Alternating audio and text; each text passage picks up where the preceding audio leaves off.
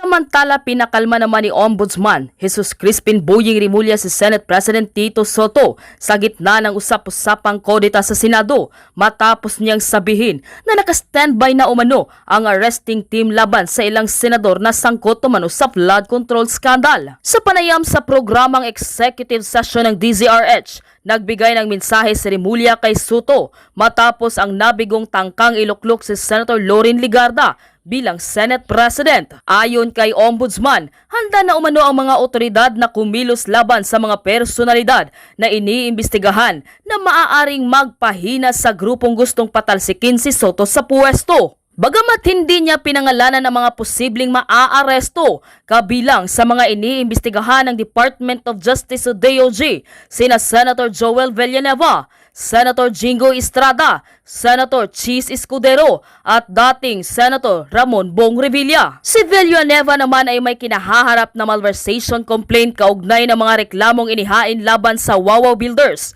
at Top Notch Catalyst Builders Incorporated na kasalukuyang submitted for resolution. Samantala, sina Senator Jingo Estrada at dating Senator Bong Revilla ay nahaharap naman sa magkakahiwalay na kasong plunder ng DOJ.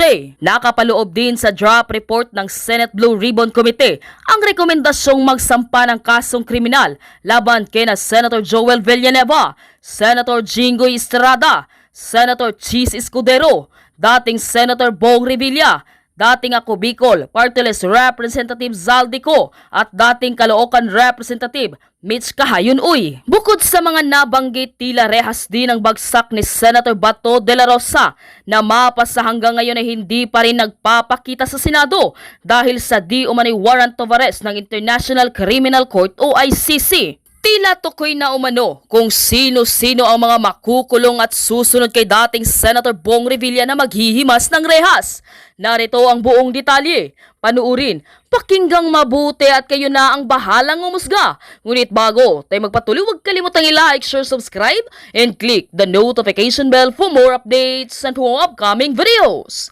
Maraming salamat!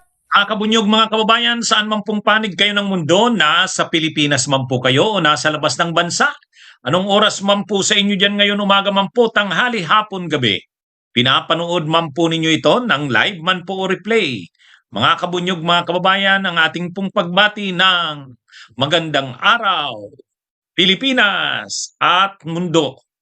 Ito mga kabunyog mga kababayan, matindi naman itong si Ombudsman Boying Rimulya.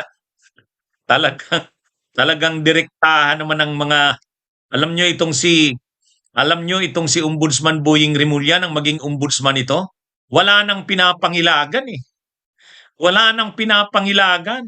Sa bagay, ganyan talaga naman ang dapat ang ombudsman eh. Matapang at saka parang kinakatakutan. Yun naman ang ombudsman. Kinakatakutan. Hindi tulad ni Martires noon, nang si Martires, yung ombudsman ang lagay ni Duterte, hindi kinakatakutan. Kasi kakampi ng mga kurakot. Kakampi ng mga kurap, pinagtatanggol niya, pinuprotektahan niya ang mga kurap. O paano ka naman katatakutan? Pero itong si Ombudsman Boying masyadong brutal. Tama yung description mo, Pugi K. Masyadong brutal sa minorya, no?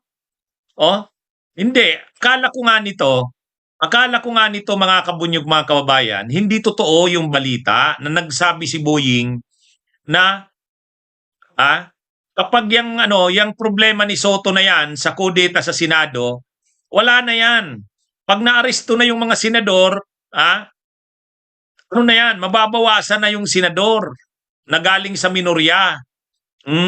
Kaya, ang mangyayari dyan, sabi ni Ombudsman Boying, huwag daw magproblema, kalma lang. Kasi naka-standby na yung yung arresting teams ay naka-standby na. Matindi, Kaya, ngayon, binerify ko yung statement na yan. Totoo kaya yan? Sinabi kaya yan ni Ombudsman Boying?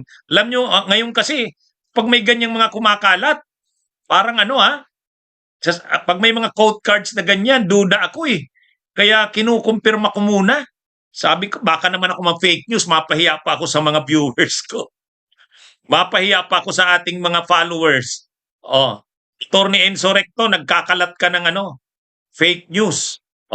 Pero binerify ko, totoo nga, mga kabunyog. Totoo. Ayan sa Abante, oh, lumabas talaga sabi dito, huwag kayong mag-alala, yung arresting team naka-standby na. Ganun pala talaga, sinabi niya pala talaga, matindi matindi itong si Ombudsman Boying tingnan nyo akala ko hindi totoo kasi sabi ko baka naman yung na yan, clinic ko mismo sa Abante. Sa Abante Tonight, clinic ko, totoo. Kaya, ito, medyo, ngayon, baka naman ang comment niya hindi related dyan. Tungkol dyan sa, hindi, chinik ko na naman. Chinik ko na naman, Tingnan nyo yung description sa baba, yan. Tingnan nyo yung description sa baba, mga kabunyog. Anong sabi sa baba? Ombudsman Jesus Crispin Boying Rimulya, wala umanong dapat ikabahala si Senate President Vicente Soto III dahil malapit nang maaresto ang ilang senador na sangkot sa flood control scandal. Malinaw na yung comment na yun ni Ombudsman Boying ay tungkol talaga sa posible ng pag-aresto sa mga posible nang maaresto yung mga senador na involved sa flood control scandal. Ay di syempre, pag naarestong na nga naman yung mga senador na yon, ayan Ombudsman Jesus Crispin Boying Rimulya, wala umanong ikabahala si Senate President Vicente Soto III dahil malapit nang maaresto ang ilang senador na sangkot sa flood control scandal. O sino ba naman yung mga senador na sangkot sa flood control scandal? Di ba sila yan? Sino-sino ba yan? Sino-sino ba yung mga senador na yan? Alam naman natin kung sino yan. Sige, ipakita ko yung mga pictures. Ayan yan yung pictures. Syempre yung nasa likod ni Boying sa ni Tito Soto, si Chis Escudero, si Jinggoy at saka si Joel Villanueva. Baka nga next week lumabas na ang resolution ng DOJ. Pag lumabas yung resolution ng DOJ.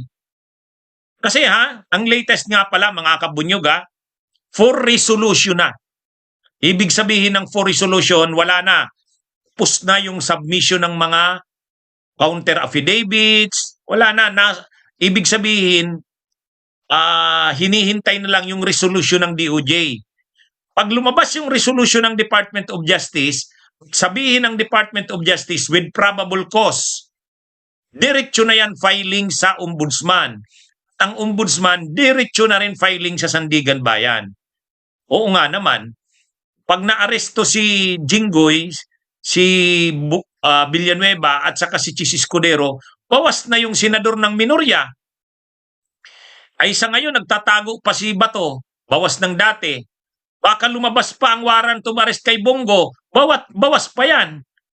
Bali yan mga kabunyog, 5 nga naman yan, 5. Pero ang medyo malapit na dyan, Villanueva saka Jinggoy.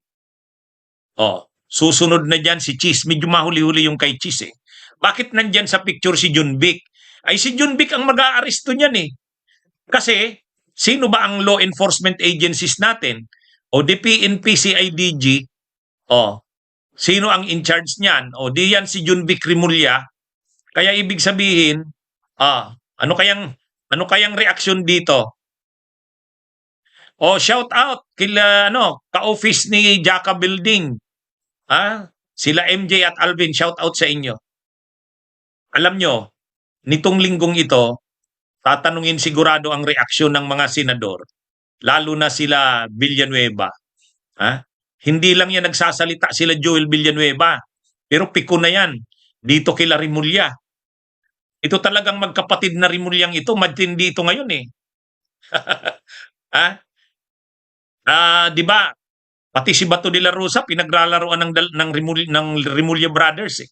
Sasabihin ni Boying, mayroon ng warrant of arrest. Sasabihin naman ni Junbic, wala pang warrant of arrest. Matindi tong dalawa na to eh. Ha? Kakasuhan ni Boying, aarestuhin ni Junbic. Oh. Kaya ngayon, mga kabunyog, yan yung mga medyo malapit na. Villanueva, Jingo Estrada, si Cheese medyo mahuli-huli pa yan, si Bato nagtatago na, si Bongo pwedeng susunod na yan, kaya nga tahimik na si Bongo eh. Napaka ng pananahimik ni Bongo eh. Parang itong si Bongo, alam niya, darating ang panahon magkakaproblema na rin siya. Kaya parang lumalapit nga si Bongo sa administrasyon eh. Pumunta nga daw sa Malacanang eh. Di ba may picture yan na pumunta ng Malacanang? Si Bongo? Saka hindi masyadong tumitira si Bongo, ano? Hindi masyadong tumitira. Hindi masyadong Crispin Mendoza, shout out sa inyo diyan sa Milan, Italy. Kaya sabi ni kailan sinabi yan ni Boying? May programa kasi ito si Boying sa DCRH anong araw ba yan? May programa si Boying sa DCRH. Ngayon, pagpasok niya ang issue, yung tungkol sa kudeta sa Senado. Ay kaagad-agad ang entrada ni Ombudsman Boying, wag mag-alala si Senate President Soto. Solve na ang problema niya. Naka-standby na ang arresting teams. Ganun yung pagkakasabi Yan Huwag kayong mag-alala, sabi niya. Si Soto daw wag mag-alala. Naka-standby na yung arresting teams. Anong ibig sabihin niyan? Handa nang mang-aresto ng senador. O sino ba naman ang mga aarestuhin na senador? Di yung posibleng lumabas na ang arrest warrants tungkol saan? Sa flood control. Sino yon? Villanueva. Pag nabawasan nga naman, kahit isa lang, kahit si Villanueva lang ang mabawas dyan, wala na. Pag si Villanueva mabawas na dyan, wala na. Nung isang araw nga, hindi matuloy-tuloy ang kudeta, alam nyo kung bakit? Wala si Bato. Wala si Bato, hinahanap si Bato. Bato, lumabas ka na, Bato. Kailangan ka dito, kailangan mapalitan si Soto. Gusto nilang mapalitan si Soto kasi nga, yung report ni Lacson, Blue Ribbon, hindi pabor sa kanila sa mga senador ng minorya. Gusto nilang mapalitan na ni Marcoleta si Lacson. Kaya mangyayari lang yan kung magpapalit ng liderato ng Senado. Ang problema, wala nga, dudusi lang ang nandun. Kahit si Loren, na pinangakuan nilang sigurado na mayroon tayong numero, naghintay siguro si Loren, walang dumarating. Hindi sumipot si Bato. Kasi, paano naman sisipot si Bato? Mayroong mga post sa social media. Secretary Junbic Remulla, bantayan mo, pupunta daw si Bato sa Senado. Si Bato, kut na. Parang si Bato ganito. Magre-risk ba si Bato na pupunta ng Senado para maipakita na may numero sila para i-unseat si Soto? Yun yung challenge doon. Sisipot mabigla si Bato? Sisipot mabigla si Bato para Kasi mayroong ganun eh. Mayroong ganung mga balita nung isang araw, lalabas daw si Bato de la Rosa. Yung politiko, ganun yung pagkakabalita, lalabas ba si Bato? Kasi, yung mayorya, hindi nila matatanggal si Soto kung kulang sila. Kailangan nila 13. Kailangan nila 13. O ngayon, nang binilang yata, dudusi lang. Kailangan ng isa. Ang problema, wala si Soto. Wala si Bato. Ngayon, si Bato naman, mukhang kinukontak nila, hindi naman sumisipot. Bakit? Siyempre, ang iniisip ni Bato, paano kung patibong yan? Paano kung mayroon nga talaga akong warrant of arrest? Tinatago lang nila Boying at Junbic. Tapos, totoo naman, habang nasa kainitan yung issue ng kudeta sa Senado, mayroong nagpo-post sa social media, Bato ay Junbic. Bantayan mo, Secretary Junbic, lalabas daw si Bato, aattend sa sesyon sa Senado kasi kailangan siya doon. O ngayon, siguro nakarating kay Bato, ha? Baka nga aristuhin ako. Ha? Hindi niya kasi alam kung nagsasabi ng totoo si Junbic. Kasi sabi ni Junbic, wala namang warrant of arrest. Sabi ni Boying, mayroon. O kaya ang nangyari dito, pinagtatawanan na ng magkapatid na ito si Bato eh. O. Kaya pasiguro si Bato, pasiguro si Bato hindi sumipot. Ngayon dahil hindi sumipot si Bato, hindi natuloy. Hindi natuloy. Walang numero eh. 13 ang kailangan, dudusi lang daw. O hindi naman pwedeng dudusi kasi pag 12 lang, di tayan. 24 silang senador eh. 12-12, wala. Ngayon, pag nabawas pa si Villanueva dyan, wala na. Kaya yung mga pangarap nila Marcoleta, yung pangarap ni Amy at saka ni Cayetano na mapalitan si Soto, lalong mahirap na yan. Kapag nakulong na si Villanueva, lalo na pag nakulong pa si Estrada, pag nakulong si Estrada sa si Villanueva, lalo na. Pero napapansin nyo si Estrada, parang si Estrada, kung mapapansin nyo, tahimik si Estrada, hindi masyadong wala kang marinig. Parang mayroon akong mga ayon sa aking bubuit, parang si Estrada nakikipag-areglo, gustong sumama sa mayorya. Parang alam nyo na, ano naman yan eh. Willing naman yang kaysa sa makulong ka. So ano bang pwedeng mga usapan? Kaya 'di ba sinabi ni Soto, mayroong galing sa mayorya na minorya na babalak lumipat sa mayorya. Naiisip ko malamang parang si Estrada yan eh. Kasi hindi mo marinig si Estrada ngayon. At nakita niyo yun? Doon sa China, pumirma si Estrada. Hindi siya sumama sa minorya. 'Di ba? Nakita niyo yon? Ano yun si Estrada hindi pumirma doon, ay hindi sumama sa minorya. Sumama siya sa mayorya doon sa pagpirma. Doon sa China, yung sa China. Oo, ano yan. At ngayon, hindi mo makita si Estrada sa mga galawan na yan. Kaya ang ngayon, may mga sabi-sabi na mayroong mga senador. Sabi ni Soto, dalawa lang na daw na senador ng minorya lilipat sa mayorya. Ang iniisip ko niyan, posibleng si Soto yan, ay si Estrada yan, at saka si si Estrada, at saka si Bongo, o kaya si Estrada, at saka si Jinggoy. Siyempre, yan, gumagawa ng hakbang yan.